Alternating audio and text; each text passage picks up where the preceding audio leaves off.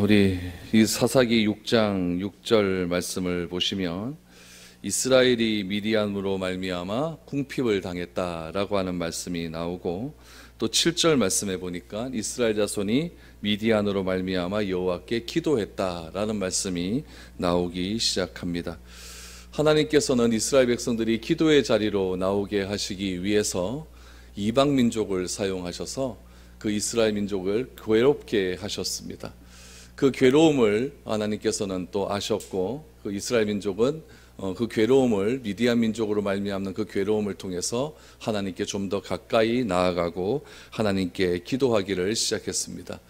하나님께서 그 기도를 들으셨습니다. 그리고 이스라엘을 위해서 한 사람을 부르셨습니다. 그 사람이 바로 요아스의 아들 기드온입니다. 여러분 11절 말씀을 다시 보십시오. 여호와의 사자가 아비아셀 사람 요아스에게 속한 오브라에 이르러 상수리 나무 아래에 앉으니라. 마침 요아스의 아들 기드온이 미디안 사람에게 알리지 아니하려 하여 밀을 포도주 틀에서 타작하더니, 여호와의 사자가 사람의 몸을 입고 아비아셀 사람 요아스에게 속한 오브라에게 나타납니다. 요아스는 기드온의 아버지입니다. 기드온의 아버지로서 므낫세 지파에 속한 아비아셀 가문의 아주 유력한 자였습니다. 오브라에 이르러, 오브라라고 하는 것은 지역의 이름이죠. 오브라에 이르러 상수리 나무 아래에 앉아 있었는데 기드온이 미디안 사람에게 알리지 아니하려라고 말을 합니다. 지금 여호와의 사자가 사람의 몸을 입고 어디에 있습니까? 상수리 나무 아래에 앉아 있는 겁니다. 앉아 있는데 지금 기드온이 하는 행동을 우리가 잘 보셔야 됩니다. 기드온이 지금 어떤 행동을 하고 있냐면은 미디안 사람에게 알리지 아니하려 하여 밀을 포도주 틀에서 타작했다라는 말이 나오고 있습니다. 여러분, 미디안 사람에게 알리지 아니하려고 하는 이유가 무엇이겠습니까? 지난주에도 말씀드렸다시피 미디안 사람은 지금 이스라엘이 추수할 때도 그렇고 또 씨를 뿌릴 때도 그렇고 시도 때도 없이 와서 이스라엘의 모든 것들을, 곡식을 다 빼앗아 갔다고 말씀을 드렸습니다. 그래서 이스라엘 백성들이 사는 곳은 어디 있냐면 평지에서 사는 것이 아니라 다 산 위에 올라가서 살게 되었고, 토굴을 뚫고 그렇게 성을 쌓고 돌멩이에 놔두고 성을 쌓고 그렇게 살게 되었다라고 말을 합니다. 여러분, 밀을 타작할 때는 원래는 평지에서 하는 것 아니겠습니까? 그런데 이스라엘은 밀 타작을 어디서 하냐면 구덩이를 파놓고 합니다. 구덩이를 파놓고 그 구덩이 안에 들어가서 이렇게 타작을 한다고 해요. 그런데 오늘 본문 말씀해 보니까 기드온이 미디안 사람에게 알리지 아니하려 하여라고 했습니다. 그럼 왜 기드온이 미디안 사람에게 자기가 밀 타작하는 것을 숨기려고 했을까요? 이유는 딱 한 가지입니다. 또 뺏어갈까봐. 그것을 숨기기 위해서 자기가 숨어서 밀을 타작하는 겁니다. 그 이유가 첫 번째 하나 있고, 또 하나 이유는 무엇이겠습니까? 나 혼자 먹으려고. 이게 큰 것 같아요. 지금 기드온도 지금 신앙 상태가 별로 좋은 상태는 아니거든요. 근데 다 지금 굶고 있어요. 다 굶고 있는데 나는 어야다가 이게 추수를 하게 됐단 말이죠. 추수를 하게 되면은 이거 나라도 먹고 살아야 될 것 아닙니까? 그러니까 몰래 하는 겁니다. 몰래 하는 건데, 그 몰래에서 누구만 먹겠다는 심보입니까? 나만 먹겠다는 심보죠. 그 표현을 오늘 좀 이렇게 좀 멋있게 써놓은 겁니다. 기드온이 미디안 사람에게 알리지 아니하려 하여 밀을 포도주 틀에서, 구덩이 안에서 그렇게 타작을 했다는 이야기입니다. 이스라엘 상태는 지금 굉장히 굶주린 상태 아니겠습니까? 집은 평지에서 살지도 못하고 산 위에서 토굴을 파고 그렇게 살고 있고, 파종도 못하고, 파종할 때 되면은 또 미디안 사람들이 와서 다 빼앗아 가고, 추수하지도 못하니까 경제적으로 굉장히 힘든 상황 아니겠습니까? 이런 상황에서 지금 기드온은 자기 혼자 무엇을 먹겠다고, 자기 혼자서 무엇을 하겠다고 하는 이기심에 가득 차서 이렇게 숨어서 타작하고 있는 그 장소에 누가 찾아오십니까? 하나님의 사자가 찾아오셨다는 겁니다. 여러분, 우리는 생각합니다. 내가 뭔가 기도를 하고 내가 무엇인가 거룩한 일들을 좀 행하고 내가 좀 선한 일을 행할 때 하나님께서 나를 찾아오셔서 특별하게 무엇인가를 행하실 것이다 라고 생각을 합니다. 또 어쩔 때는 내가 기도원에 가서 하나님께 간절히 부르짖어 기도를 하고, 내가 예배 중에 하나님께 간절히 부르짖어 기도할 때 하나님께서 나를 찾아오셔서 나로 하여금 무엇인가 은혜를 주실 것이다 라고 생각을 할 때가 많이 있습니다. 그러나 하나님은 언제도 찾아오십니까? 내가 비겁할 때도 찾아오십니다. 내가 완전히 신앙이 바닥에 떨어져 갖고 나 혼자만 생각하고 나 혼자만 이기심으로 가득 차서 나 혼자 먹고 살겠다고 하는 그런 생각으로 비겁한 생각을 하실 때에도 그때도 하나님은 찾아오신다는 이야기입니다. 왜 그렇게 하나님께서는 찾아오실까요? 오늘 본문 말씀해 보니까 12절에 그 해답이 나옵니다. 여러분 12절을 보십시오. 여호와의 사자가 기드온에게 나타나 이르되 큰 용사여 여호와께서 너와 함께 계시도다라고 말을 합니다. 여러분 우리가 생각하기에 적어도 이스라엘을 구원할 사람이라고 하면은 좀 영웅 같아야 되는 것 아니겠습니까? 그 당시에 이스라엘을 구원할 장수라고 하면 외형적으로 좀 어떤 폼이 좀 나야 돼요. 우리 사울을 하나님께서 이스라엘의 초대 왕으로 뽑을 때 사울의 키가 어느 정도 컸냐면은 보통 이스라엘의 사람의 키보다 어깨가 더 컸다라고 얘기해요. 그러니까 보통 사람은 키가 한 요 정도 됐는데 사울은 그거보다 더 컸다는 이야기죠. 그 정도 되니까 이스라엘 사람들이 딱 보고 아, 저 정도면 우리가 우리나라를 맡길 수 있겠다라고 하는 그런 힘이 되는 것 아니겠습니까? 그런데 오늘 본문 말씀에 보면은 이 기드온은 정말 비겁하다는 생각밖에 안 드는 거죠. 우리가 지금까지 생각해왔던 이스라엘의 사사들을 한번 보십시오. 우리의 기대와는 전혀 어긋난 그런 사람들만 등장을 합니다. 메소포타미아의 구산 리사다임의 손에서 구원한 사람이 누굽니까? 운니엘이라는 사람 아닙니까? 운니엘의 나이가 몇이라고 했죠? 80 넘은 노인네였습니다. 그런 노인네에게 하나님께서 성령을 임하셔서 운니엘로 하여금 메소포타미아 왕 구산 리사다임의 손에서 이스라엘을 구원하시지 않습니까? 에웃은 무엇이라 그랬죠? 왼손잡이 사사, 장애인이라고 말씀을 드렸죠. 우리가 보진 않았지만 삼갈이라는 사람은 뭐하는 사람이었느냐? 소모는 사람이었습니다. 그냥 목동이었어요. 드보라는 무엇이었습니까? 가정주부 아닙니까? 가정주부였습니다. 본문의 기드온은 어떤 사람입니까? 비겁하고 이기적이고 치사하고 자기밖에 모르는 그런 사람 아닙니까? 우리들의 생각에 하나님께서 우리 사람을 사용하시려고 하면은 이런 사람을 사용해서는 안 된다는 게 맞아요. 우리가 보기에는 좀 멋있고 좀 바른 가문에서 태어나고 사람에게 칭찬 듣고 그런 사람을 사용하셔서 이스라엘을 구원하시면 뭔가 좀 이야기가 맞는 것 같은데 하나님께서 이스라엘을 사용하셔서 이스라엘을 구원하실 때 사용하는 사람들을 보면은 하나같이 못난 사람입니다. 하나같이 나보다 못한 사람입니다. 그런 사람을 들어서 하나님께서 이스라엘을 구원하신다는 이야기입니다. 오늘 본문에서도 기드온, 우리가 기드온 그러면 300명의 용사밖에 생각나지 않잖아요. 근데 그 300명의 용사, 그 기드온을 하나님께서 훈련시키고 그에게 사명을 주실 때 그의 상태가 어떤 상태였느냐? 비겁한 상태였다는 거예요. 이기적인 상태였다는 거예요. 그런 사람에게도 하나님께서 나타나셨다는 이야기예요. 그 나타나심을 어떻게 표현합니까? 12절에 보니까 큰 용사여 여호와께서 너와 함께 계시도다. 임마누엘의 하나님을 선언하고 있습니다. 하나님은 언제도 함께 계십니까? 이기적인 삶을 살 때도 하나님께서는 기드온과 함께 계셨습니다. 하나님은 언제 함께 계셨습니까? 기드온이 나 혼자 먹고 살겠다라고 그렇게 하면서 혼자서 몰래 기드온 타작마당에서 밀을 까불 때 그때도 하나님께서는 함께 하셨다는 이야기예요. 하나님께서 내가 무엇인가 예배드리고 내가 무엇인가를 행하고 내가 무슨 선한 일을 행하고 그때만 함께 계시는 것이 아니라 하나님의 함께 계시는 시와 때를 장소를 가리지 않는다는 이야기예요. 내가 타락하고 있을 때도 내가 낭망하고 있을 때고 내가 절망하고 있을 때도 하나님은 항상 나와 함께하고 있다는 이야기입니다. 여호와의 사자가 기드온에게 하는 이야기는 무엇입니까? 큰 용사요, 이기적이고 비겁하고 자기밖에 모르는 그런 사람에게 큰 용사여라고 말을 합니다. 그리고는 이 기드온에게 하는 말이 하나님이 너와 함께 하신다라고 말을 합니다. 여러분 이게 말이나 되는 이야기입니까? 이거는 도무지 말도 되지 않는 이야기예요.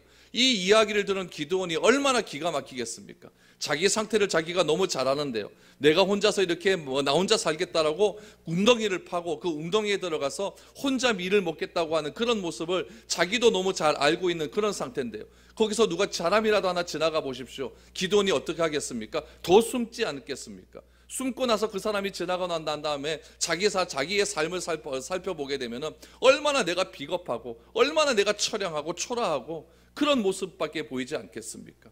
그런 사람에게 여호와의 사자가 하시는 말씀을 보십시오. 큰 용사여, 큰 용사여. 하나님은 지금 현재의 삶을 보고 있는 게 아니에요. 하나님은 기드온이 장차 성령의 충만함을 받아서 그 다음에 어떤 일을 행하실지 미래를 보고 있다는 거예요. 그래서 큰 용사여라고 말을 하죠. 그러면서 하나님이 지금 너와 함께 하시고 있다라는 것을 강력하게 선언하고 있습니다. 그러자 기드온의 대답이 무엇입니까? 너무나 기가 막힌 거예요. 그래서 이렇게 이야기하죠. 13절을 보십시오.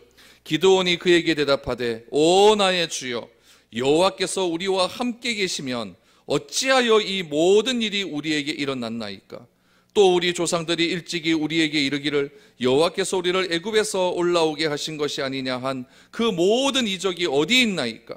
이제 여호와께서 우리를 버리사 미디안의 손에 우리를 넘겨주셨나이다 하니라고 말합니다. 13절이 중요합니다. 여러분 13절 말씀이 무엇이냐면은 기드온의 지금 신앙 상태를 아주 적나라하게 보여주는 그런 말씀입니다. 기드온이 지금 말을 하죠. 기드온이 하는 말이 이거예요. 하나님이 우리와 함께 하신다고 한다면, 하나님이 임마누엘이라고 하신다고 한다면 지금 이스라엘 백성들이 당하고 있는 상태를 한번 보라는 이야기예요. 이스라엘 백성들의 상태가 어떻습니까? 집에서 살지 못하고 다 산에 올라가서 살고 있습니다. 경제적으로는 지금 바닥을 치고 있습니다.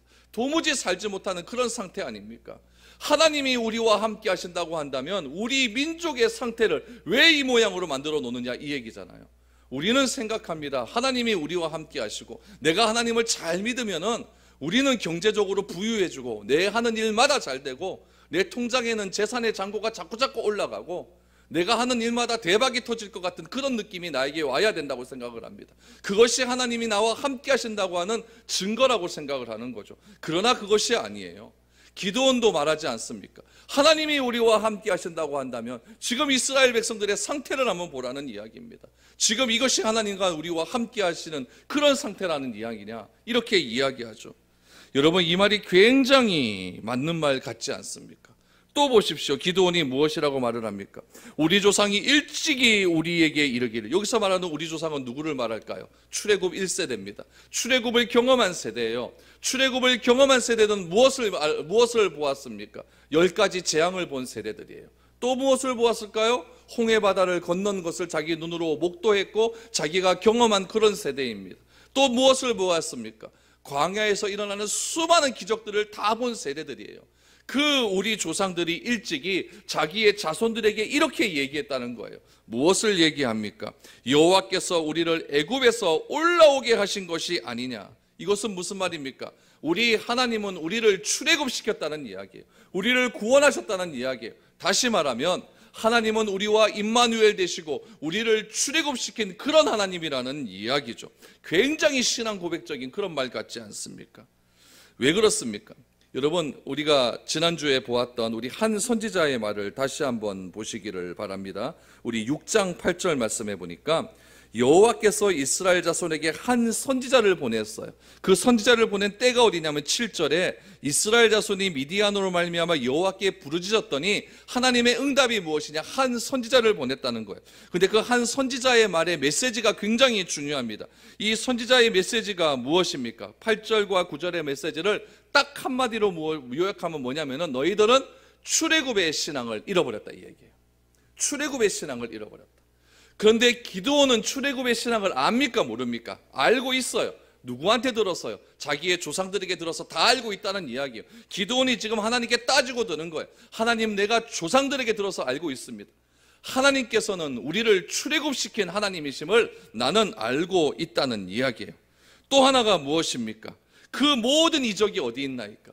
기드온은 아는 거예요. 광야에서 하나님께서 베풀어 주신 이적을 알고 있다는 이야기죠. 그럼 기드온이 하는 그 말의 요지는 무엇이에요? 이것 아닙니까? 하나님이 우리와 함께 하신다면 우리는 산에서 사는 것이 아니라 평지에서 살아야 돼요. 하나님이 우리와 함께 하신다면 경제적으로 잘 살아야 돼요. 그 하나님이 어떤 하나님이냐? 우리를 출애굽시키신 하나님이고 출애굽시켜서 광야에서 우리에게 기적을 베풀어 주셨던 하나님이고 그 하나님께서 요단강을 건너서 가나안 땅으로 인도하셨던 하나님이라고 한다면 그 하나님이 임마누엘의 하나님이라고 한다면 왜 우리가 이렇게 사느냐 이 얘기예요. 왜 우리가 이렇게 사느냐. 기드온의 말을 자세히 보면요, 기드온은 무엇을 믿습니까? 하나님의 존재는 믿어요. 또 뭘 믿습니까? 출애굽의 신앙은 믿어요. 또 뭐 믿습니까? 출애굽 때에 하나님께서 기적을 일으키신 것까지는 믿습니다. 그런데 지금 하나님은 어떤 하나님이십니까? 우리에게 이런 기적 베풀어 주지 않는 하나님. 지금 하나님은 어떤 하나님입니까? 출애굽 때에 그 하나님은 다 날아가 버렸습니다. 출애굽을 시키셨던 그 하나님은 어떤 하나님이에요? 그냥 과거에만 현존하는 하나님. 지금 하나님은 어떤 하나님입니까? 나를 괴롭히는 하나님, 나를 경제적으로 어렵게 하는 하나님, 나를 실망시키는 하나님. 그러면서도 하나님은 나와 함께 하시다고 언제나 말씀하시는 하나님. 그런 하나님으로 기드온은 알고 있다는 이야기예요. 이런 하나님으로 알고 있는데 어느 날 여호와의 사자가 나타나서 큰 용사여 하나님이 너와 함께 하시도다 라는 말을 들었다고 한다면 기드온의 입장에서 이 여호와의 사자가 어떻게 보입니까? 참 세상 물정 모른다, 이런 생각 안 들겠습니까? 여기서 알 수 있는 사실은 기드온의 믿음은 좋다 안 좋다? 그렇게 좋은 것 같지는 않습니다. 정말 안 좋은 것 같습니다. 그러나 이스라엘 사람들과 차이점은 하나 있습니다. 지금 이스라엘 사람들은 출애굽의 신앙을 잃어버렸습니까? 기억하고 있습니까? 잃어버렸어요. 그렇기 때문에 한 선지자가 나타나서 너희는 출애굽의 신앙을 잃어버렸기 때문에 지금 이런 일들을 당한다라고 말을 하죠. 그러나 기드온은 무엇은 압니까? 출애굽의 신앙은 가지고 있다는 이야기예요. 다만 무엇을 알고 있습니까? 하나님이 이제는 우리를 버리셨다라고 하는 잘못된 하나님에 대한 신앙관을 가지고 있다는 이야기입니다. 기드온은 하나님의 말씀을 믿었고 하나님도 믿었고 출애굽의 능력도 믿었지만은 그에게 나타나지 않는 것은 무엇이냐면은 하나님의 능력이 나타나지 않았다는 이야기. 이게 굉장히 중요하죠. 여러분, 우리도 그렇지 않습니까? 여러분, 하나님 다 믿잖아요. 하나님 믿었으니까 오늘 이 자리에 나와서 예배드리죠. 하나님 믿습니다. 성경에 나타난 하나님의 역사도 다 믿습니다. 하나님께서 출애굽시킨 것도 믿는 것 같고 또 예수님이 날 위하여 죽으신 것도 믿는 것 같고 그 놀라운 은혜도 믿는 것 같습니다. 그런데 그 은혜는 그때 은혜입니다. 오늘 나의 상황을 가만히 보니까 하나님은 나에게 은혜 안 베풀어 주시는 것 같아요. 하나님은 오늘 나에게 능력 안 베풀어 주시는 것 같아요. 뭘 보고요? 오늘 내가 처한 처지를 보니까 그런 것 같아요. 기드온이 그래요. 지금 기드온이 자신에게 처한 처지를 보니까 하나님은 다 맞는데 하나님은 다 있는 것 같은데 내 상황과 우리 민족의 처지를 보니까 하나님의 능력은 이제 끝난 것 같아 보인다는 이야기입니다. 여러분, 여기에서 오해가 시작되는 거예요. 어디서 오해가 나옵니까? 하나님을 잘 모르니까 그런 거예요. 하나님을 잘 모르니까. 여러분, 가나안 땅에서는 땅에서 곡물을 수확하는 정상적인 방법이 있었습니다. 그 정상적인 방법이 무엇입니까? 하나님께서 이른비를 내리시고 그 이른비를 내리면 땅이 촉촉해지고 그리고 수확을 하게, 파종을 하게 되고 파송을 하게 된 다음에 이스라엘 땅에 우기가 시작이 되고 우기가 끝난 뒤에 늦은 비가 내린 다음에 그 다음에 추수를 하지 않습니까? 이런 모든 돌아가는 이러한 여러 가지 일련의 일들이 기드온이 생각할 때는 어떻게 생각하냐면 이런 것은 기적이 아니다라고 생각을 하는 거예요. 이런 것들은 기적이 아니다. 기드온이 생각하는 기적은 무엇입니까? 광야에서처럼 돌덩어리를 치면 물이 나와야 되는 거예요. 그것만 기적인 것 같다라고 생각을 해요. 그러나 여러분, 하나님께서 공급하시는 방법은 단지 우리가 물이 없는데 돌덩어리를 쳐서 물이 나오게 하는 그것만 하나님께서 우리를 공급하시는 방법은 아니라는 것을 기억하셔야 됩니다. 여러분, 사시사철 하나님께서 계절을 돌아가게 하시고 그 계절을 돌아가게 하심으로 때에 따라 비를 주시고 어쩔 때는 강력한 태양을 주시고 어쩔 때도 태풍이 불게 하시고 태풍이 불게 해서 바다를 깨끗하게 해주시고 또 어떨 때는 눈이 내리게 하시고 그러면서 우리가 다 생활을 하게 됩니다. 여러분, 이것은 하나님의 기적이 아닐까요? 여러분, 잘 생각하셔야 됩니다. 하나님은 광야에서 율법을 배우지 않고 기적적으로 요단강을 건너지 않아도, 다시 말하면 우리가 정상적으로 학교를 다니고 또 정상적으로 우리가 일터에서 일을 한다 할지라도 하나님은 여전히 우리와 함께 하시고 눈에 보이지 않는 방법으로 하나님은 자신의 살아계심을 드러내고 있음을 기억해야 된다는 이야기입니다. 여러분, 기도로 병을 낫는 것, 그것만 기적이겠습니까? 어떤 사람이 병을 고치는 거, 병든 사람에게 손을 얹어 기도해서 그 사람이 나았어요. 그럼 그것만 기적이겠습니까? 여러분, 정상적으로 내가 병원에 가서 의사의 손길을 통해 내가 병이 낫는 것, 여러분, 그것도 기적입니다. 누가 뜻하지 않게 가져다주는 도움만 기적이겠습니까? 제 주변에 개척하시는 분이 참 많아요. 지난주에도 개척하시는 목사님이 한 분 와서 이런 이야기를 하더라고요. 참 희한한 게 무엇이냐면은 정말 힘들고 어려운 상황에서 정말 뜻하지 않게 어떤 분이 자기에게 교회 통장으로 1,000만 원을 보냈대요. 이게 기적이 아니냐 이렇게 얘기하더라고요. 여러분 그것도 기적 맞습니다. 그러나 더 큰 우리 삶의 기적은 무엇일까요? 매주일 여러분들이 모여서 하나님께 헌금하시고 그 헌금으로 사역을 하게 하시고 교회가 유지되게 하시고 그 헌금을 가지고 세상 사람들에게 복음을 증거하게 하는 것, 여러분 그것은 기적이 아닙니까? 사람들은 정상적인 방법으로 일어나는 일은 하나님의 능력에서 나오는 방법이 나는 하나님의 능력에서 나오는 일이 아니라고 생각을 할 때가 많습니다. 내가 잘났기 때문에, 내가 열심히 노력했기 때문에 시험에 합격해서 또 내가 직장을 구하게 되고, 내가 열심히 노력했기 때문에 사업장이 이렇게 확장되어서 내가 먹고 살 수 있는 그런 일들이 일어났다라고 생각하는 경우가 많습니다. 그러나 그렇게 하는 그 자체도, 그렇게 노력하는 그 자체도 하나님의 능력이 아니면 일어날 수 없다는 이야기입니다. 우리는 일상생활 속에 평범하게 살아가는 일들이 나의 힘과 노력에 의해서 일어나는 일이라고 생각할 때 어떤 일이 일어나게 되느냐? 하나님의 능력도 잃어버리는 것이고 출애굽의 감격도 다 잃어버리게 된다는 이야기죠.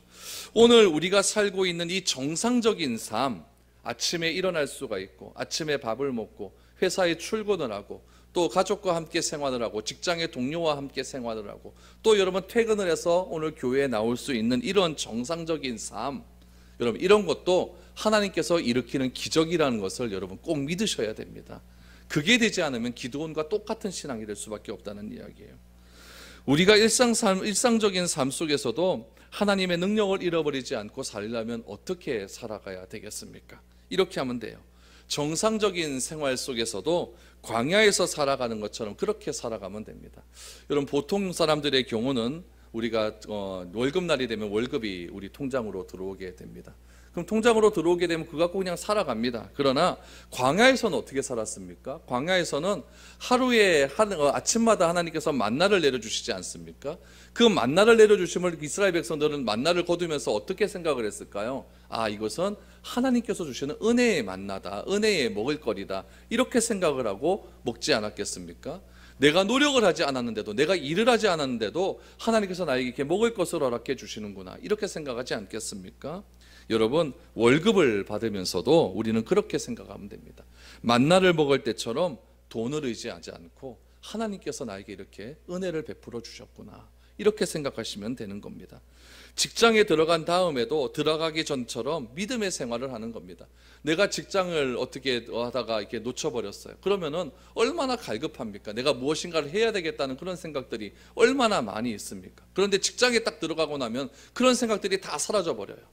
그렇지만 우리가 직장이 있을 때나 없을 때나 동일한 마음을 가지고 하나님의 은혜에 감사하는 마음을 가지고 그렇게 신앙생활을 하게 된다면, 그렇게 평범한 일상생활을 하게 된다면 그 일상의 삶 속에서도 우리는 매일매일 하나님의 기적과 능력을 체험할 수 있는 겁니다. 가끔 목사님들이 와서 이렇게 얘기해요. 너희 교회 얼마나 모이노? 이래요. 그래서 우리 교회 요즘 조금 좀 많이 늘었다 이렇게 해요. 그러면 어떻게 하면 그래 누노? 이랬더니 제가 뭐라고 했는지 아십니까? 기적이다 이랬어요. 기적. 이건 기적이 아니고는 있을 수가 없는 일입니다. 저 평리동에서 오죠. 저 북구에서 오죠. 저 다사에서 오죠. 이 근처 사는 사람 별로 없습니다. 다 차 타고 20분, 30분씩 이렇게 와요. 지하철 타고요. 여러분 이게 기적이 아니면 뭐가 기적이겠습니까? 저는 이것을 기적이라고 생각을 해요.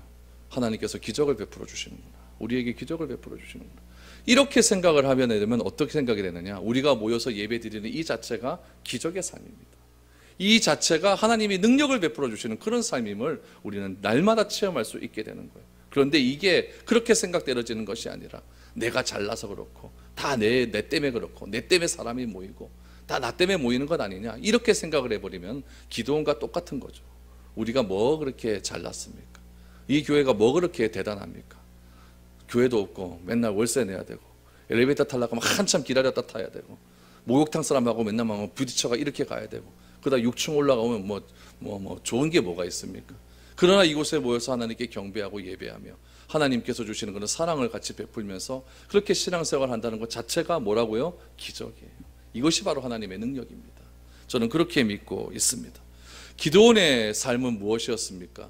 일상생활 속에서 하나님의 존재는 분명히 믿습니다. 그런데 하나님이 자신의 역사 속에서 출애굽을 시킨 놀라운 능력은 믿으면서도 하나님의 능력이 오늘 자신의 삶 속에서는 나타나지 않는다고 생각하는 것, 그것이 기드온 신앙의 맹점이었다는 이야기입니다. 그런데 여호와의 사자가 갑자기 나타나서 큰 용사여 여호와께서 너와 함께 하신다라고 하는 말을 들었을 때 얼마나 기드온 마음속에 허탈한 마음이 들었겠습니까? 그런 기드온에게 하나님은 새로운 힘과 능력을 부어주셔서 이스라엘을 구원시키는 놀라운 일들을 행하시기 시작합니다. 여러분 14절을 보십시오. 여호와께서 그를 향하여 이르시되 너는 가서 이 너의 힘으로 이스라엘을 미디안의 손에서 구원하라. 내가 너를 보낸 것이 아니냐 하시니라. 하나님이 기드온에게 말씀하십니다. 바로 기드온의 힘으로 이스라엘을 미디안의 손에서 구원하라 라고 말합니다. 그런데 14절의 말씀에 보니까 아주 중요한 말이 나와요. 그를 향하여 이르시되 너는 가서 누구의 힘으로? 이 너의 힘으로. 이 너의 힘. 이 너의 힘이 어떤 힘일까요? 기드온이 가지고 있는 작은 힘입니다. 기드온이 가지고 있는 작은 믿음이에요. 그 믿음은 무슨 믿음입니까? 출애굽하신 하나님을 믿는다는 것. 과거에 우리 조상들과 능력으로 역사하셨던 그 하나님을 믿는다는 것. 비록 자신의 지금 믿음은 다 바닥이 나서 현재의 믿음은 아무것도 없지만 지금 작은 믿음, 기드온이 가지고 있는 작은 믿음, 이 작은 믿음을 하나님께서 보시고 이 작은 믿음을 가지고 너의 힘으로 누구를 구원해라? 이스라엘을 미디안의 손에서 구원해라. 이것이 하나님께서 기드온에 주신 사명입니다. 여러분 지금 기드온이 가지고 있는 힘으로 이스라엘을 구원하라고 말합니다. 지금 기드온은 하나님의 능력이 자신에서 떠났다고 생각을 합니다. 하나님이 너와 함께 하시도다 이 말을 들었을 때 웃기지 마십시오. 이렇게 말을 했던 기드온에게 하나님은 뭐라고 말씀하시냐면은 너의 그 작은 힘을 가지고 이스라엘을 구원하라 라고 말씀을 하고 있는 겁니다. 누가 봐도 말도 되지 않는 이야기예요. 지금 기드온과 이스라엘 백성들은 미디안 사람의 힘을 이길 힘이 없어서 지금 이렇게 비참하게 살고 있는 것 아니겠습니까? 그런데 하나님은 어느 누구의 힘도 의지하지 말고 스스로의 힘을 가지고 이스라엘 백성들에게 가서 그들을 구원해라라고 말을 하고 있습니다. 기드온은 자신에게 그럴 만한 힘이 있음을 알고 있습니까? 없습니까? 몰라요. 나에는 힘이 없다는 이야기죠. 내 지금 처한 상황을 보십시오. 치사하게 백성들하고 같이 나누어 먹을 생각 안 하고 토굴 속에 들어가서 나 혼자 먹고 살겠다고 그렇게 추수하고 있는 자신에게 와가지고 지금 이스라엘을 구원하라라고 말을 하니까 기드온이 얼마나 기가 차겠습니까? 그러니까 기드온이 이렇게 이야기합니다. 15절을 보십시오. 그러나 기드온이 그에게 대답하되 오 주여 내가 무엇으로 이스라엘을 구원하리까? 보소서 나의 집은 므낫세 중에 극히 약하고 나는 내 아버지 집에서 가장 작은 자이니이다 라고 말합니다. 므낫세 지파는요 이스라엘의 12지파 중에서 가장 막내 지파 아닙니까? 제일 작은 지파입니다. 게다가 제일 막내 지파 중에서도 기드온이 속한 가문은 무엇이라고 말을 합니까? 가장 별 볼 일 없는 집안이라고 이야기하는 거예요. 자신은 이스라엘 중에 힘도 없고 백도 없고 보잘것없는 자라는 것을 말을 하는 거죠. 돈도 없고 아무것도 없습니다. 우리는 이론적으로 하나님만 믿으면 된다고 생각합니다. 그런데 그런 믿음 하나 가지고 내가 지금까지 살아왔는데 지금 나의 상황을 가만히 보니까 되는 것 하나도 없어요. 그러면 무엇이 되겠습니까? 이거는 그런 믿음을 가지고 하나님을 나아가서 뭐 하겠다는 것은 자살행위나 마찬가지죠. 지금 하나님께서 기드온에게 하시는 말씀은 무엇이냐면은 그런 거 다 필요 없다는 이야기. 결과 그런 거 필요 없다. 지금 네가 해야 될 것은 무엇이냐면은 지금 가지고 있는 작은 믿음을 가지고 일단 이스라엘에게 나가라는 이야기입니다. 그러자 기드온은 나는 안 됩니다라고 이야기하죠. 그러니까 이제 여호와께 하나님께서 또 이야기합니다. 16절 보니까 여호와께서 그에게 이르시되 내가 반드시 너와 함께하리니 내가 미디안 사람 치기를 한 사람을 치듯 하리라 하시니라. 여러분 이기고 지는 것은 기드온이 상관할 바입니까? 상관할 바가 아닙니까? 아니에요. 이것은 하나님께서 던지신 일입니다. 이스라엘 백성들이 기드온의 말을 따르느냐 안 따르느냐 그것도 상관 있는 것이 아니에요. 그거는 그 기드온의 책임이 아니에요. 단지 기드온이 해야 할 일은 무엇입니까? 지금 자기가 가지고 있는 작은 믿음 가지고 지금 자기가 가지고 있는 하나님에 대한 작은 지식 가지고 누구에게 가라는 겁니까? 이스라엘 백성들에게 가라는 거예요. 그것만 하라는 거죠. 그것만 하면 됩니다. 기드온은 이스라엘 백성들을 설득할 필요도 없습니다. 그냥 하나님이 시키는 대로만 하면 됩니다. 그러면 우리는 어떤 일을 해야 할까요? 우리는 노력해야 됩니다. 하나님 안 됩니다 이렇게 말하는 것이 아니라 일단 내가 무엇인가를 하겠다는 믿음을 가지고 나가기는 나가야 된다는 거예요. 액션을 취해야 된다는 이야기예요. 하나님이 함께 하심에도 불구하고 어쩔 때는 내 상황이 정말 안 좋은 상황이 있을 수가 있어요. 하나님이 함께 하시는 것을 내가 믿는데도 불구하고 내 상황이 정말 안 좋을 수도 있다는 이야기입니다. 절망적인 순간이 닥칠 수도 있어요.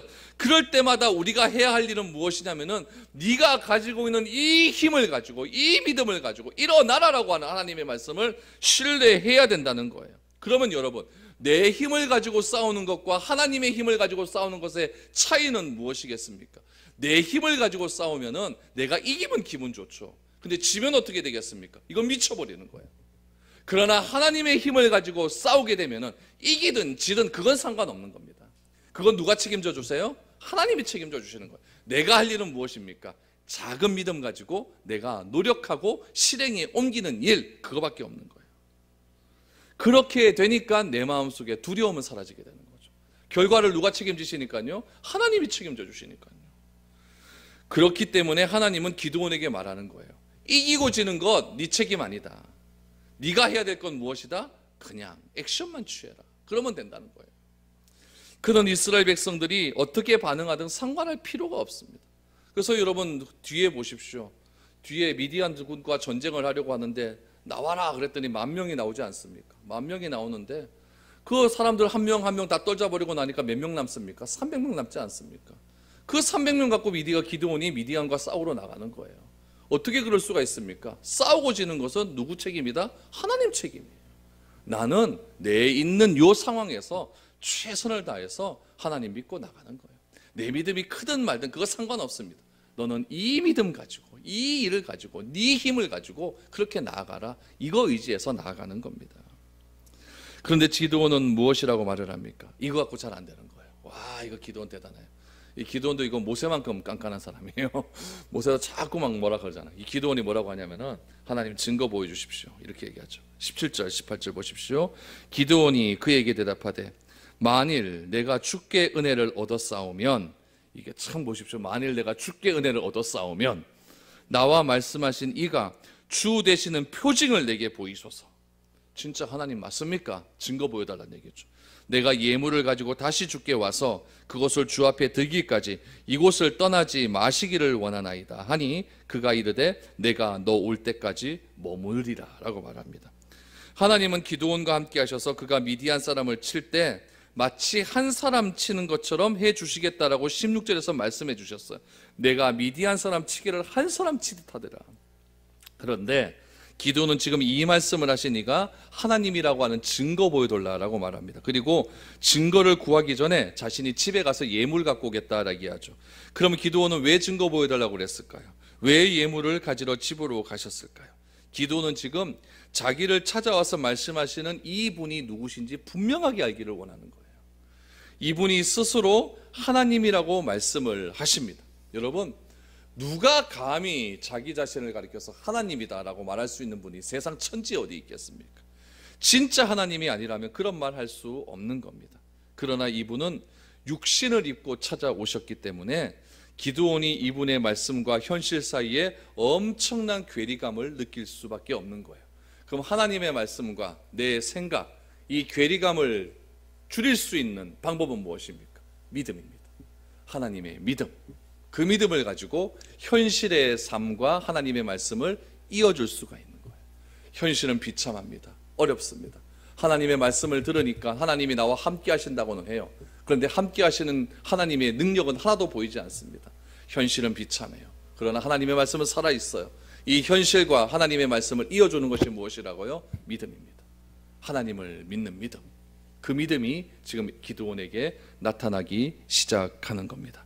그래서 기드온은 자기의 믿음으로는, 기드온의 믿음이 작잖아요. 자기의 믿음으로는 이 차이를 극복할 수 없기 때문에 뭘 가지고 오겠다? 예물을 가지고 와서 하나님께 제사 드려보겠다. 예배 드리겠다. 그래서 내가 하나님께 예물을 가져서 예배를 드리면은 진짜 하나님께서 이 예물을 받으시고 예배를 받으신다고 한다면 내 앞에 서 있는 이분이 누구다? 하나님이라는 것을 믿겠다. 그래서 이분은 무엇이라고 말을 합니까? 네가 예물 갖고 올 때까지 내가 그 자리에 기다리겠다. 이게 하나님입니다. 하나님은 기다려 주십니다. 왜 기다릴까요? 우리를 사랑하시니까. 사랑은 오래 참고, 하나님은 우리를 사랑하시기에 내가 예배의 자리로 나올 때까지 기다려주고 있습니다. 이것이 엄청난 위로가 됩니다. 여러분, 우리의 삶은 하루하루의 삶이 기적이라는 것을 꼭 기억하십시오. 내가 호흡하는 것도 기적이고, 내가 일터에서 일하는 것도 기적이고, 내가 자녀를 키우는 것도 기적이고, 내가 사업체에서 일할 수 있는 것도 다 기적입니다. 그리고 나의 평범한 삶 속에서 내가 어떤 마음으로 생활하느냐에 따라서 기적은 우리에게 다가올 수도 있고, 그 평범한 삶이 그냥 평범한 삶으로 돌아갈 수가 있는 겁니다. 우리는 어떤 마음으로 살아가야 될까요? 하나님께서 이스라엘 백성들을 출애굽시키고 광야에서 가나안 땅으로 그렇게 하나님께서 이스라엘을 몰아가실 때의 그 마음을 가지고, 구름 기둥과 불 기둥으로 이스라엘을 몰아가실 때의 그런 마음을 가지고 내가 그렇게 하루하루를 살아간다고 한다면, 우리는 오늘 하루의 나의 삶이 기적의 삶이고 하나님의 능력을 경험할 수 있는 그런 삶이 될 줄로 믿습니다. 이 작은 힘으로 하나님 말씀에 순종할 수 있기를 바랍니다. 그러면 하나님께서는 미디안 사람 치기를 한 사람 치듯 하는 놀라운 능력을 경험해 주실 것이고, 내가 하나님의 자리로 나와서 그 은혜를 다시 회복할 때까지 하나님은 끝까지 나를 기다려 주실 줄 믿습니다. 그 하나님의 놀라운 은혜를 기억하시고 우리 하나님의 삶, 우리 평상시의 삶들 속에 하나님의 말씀을 체험하며 나아가는 그런 저와 여러분들이 될 수 있기를 바랍니다.